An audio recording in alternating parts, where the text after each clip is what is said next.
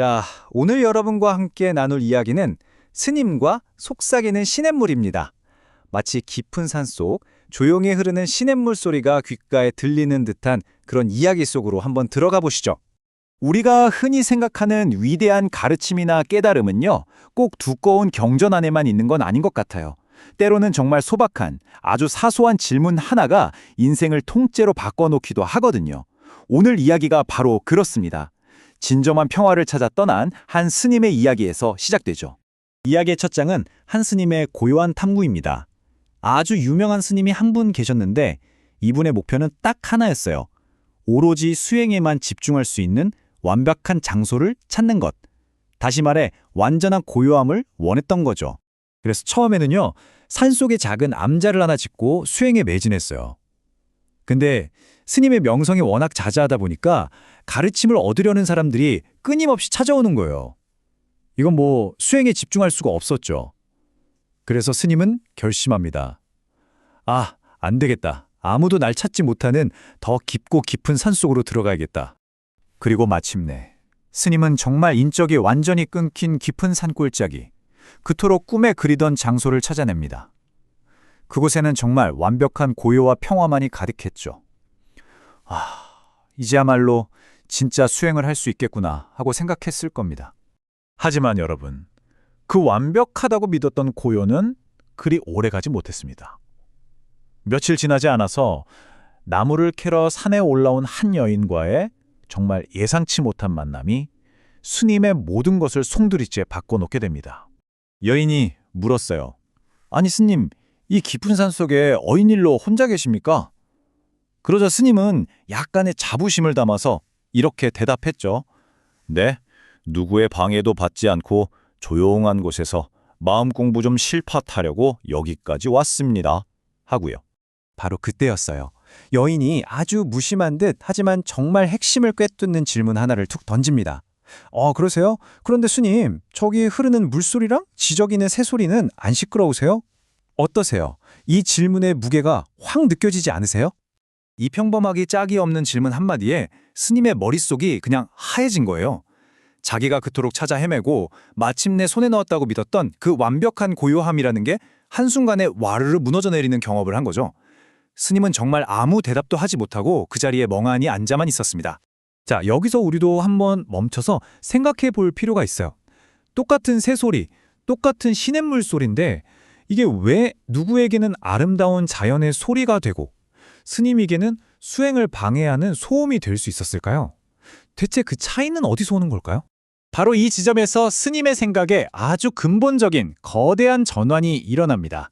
이전까지 스님은 평화가 고요한 장소라는 외부 조건에 있다고 굳게 믿었잖아요. 그런데 그게 아니었던 거죠. 진짜 평화는 고요한 내 마음속에 있다는 걸 깨닫게 된 겁니다. 문제는 장소가 아니라 그것을 받아들이는 내 마음의 상태, 즉 인식의 문제였던 거예요. 스님이 얻은 핵심적인 깨달음은 바로 이거였습니다. 시끄러운 건 세상이 아니었구나. 그걸 소음이라고 규정하고 불편해하는 내 마음이 시끄러웠던 거구나. 결국 내 마음이 시끄러우면요, 세상 그 어디를 가도 그곳이 바로 소음의 한가운데인 셈이죠. 결국 그 작은 질문 하나가 스님에게는 엄청난 깨달음으로 가는 길이 된 겁니다. 그리고 모든 것은 결국 마음에 달려있다는 불교의 아주 깊고 중요한 진리를 온몸으로 체득하게 되죠. 이게 바로 그 유명한 일체유심조라는 가르침입니다. 모든 것은 오로지 마음이 지어내는 것이다. 무슨 뜻이냐면요, 우리가 겪는 세상의 모든 일, 모든 경험은 결국 내 마음이 그걸 어떻게 해석하고 받아들이느냐에 따라 결정된다는 거예요. 그러니까 행복도, 불행도, 심지어는 소음과 평화까지도 전부 다 내 마음 안에서 만들어진다는 거죠. 스님은 그날 이후로 여인이 던졌던 그 질문, 물소리, 새소리는 안 시끄럽습니까를 평생의 화두로 삼았습니다. 화두라는 건 일종의 명상 주제 같은 건데요. 이 풀리지 않는 수수께끼를 마음속에서 계속 붙들고 탐구하면서 마침내 큰 깨달음의 경지에 이르게 된 겁니다. 스님의 여정을 한번 정리해 볼까요? 처음엔 외부의 고요함을 찾아서 세상을 피했죠. 그러다 정말 날카로운 질문 하나에 딱 부딪혔고요. 결국 평화는 내 안에 있다는 걸 깨닫게 됩니다. 그리고 중요한 건 거기서 멈춘 게 아니라 다시 세상으로 돌아왔다는 거예요. 그리고 그 깨달음을 많은 사람들과 나누는 위대한 스승이 되었습니다. 자, 그렇다면 이 오래된 이야기가 지금을 살아가는 우리에게는 어떤 의미를 줄 수 있을까요? 사실 우리도 스님과 크게 다르지 않아요. 끊임없이 내 주변 환경, 내 상황을 탓하곤 하잖아요. 우리도 늘 그렇게 생각하지 않나요? 아, 이것만 바뀌면, 저 사람만 없으면, 돈만 좀 더 있으면 행복할 텐데.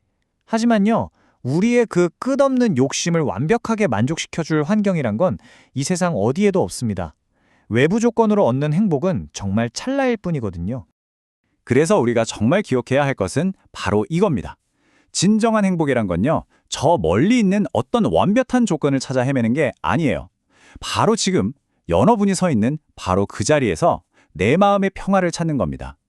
모든 건 미래의 어딘가가 아니라 바로 지금 이 순간 내 마음을 어떻게 들여다보느냐에 달려 있는 거죠. 마지막으로 이 질문을 여러분께 던져봅니다.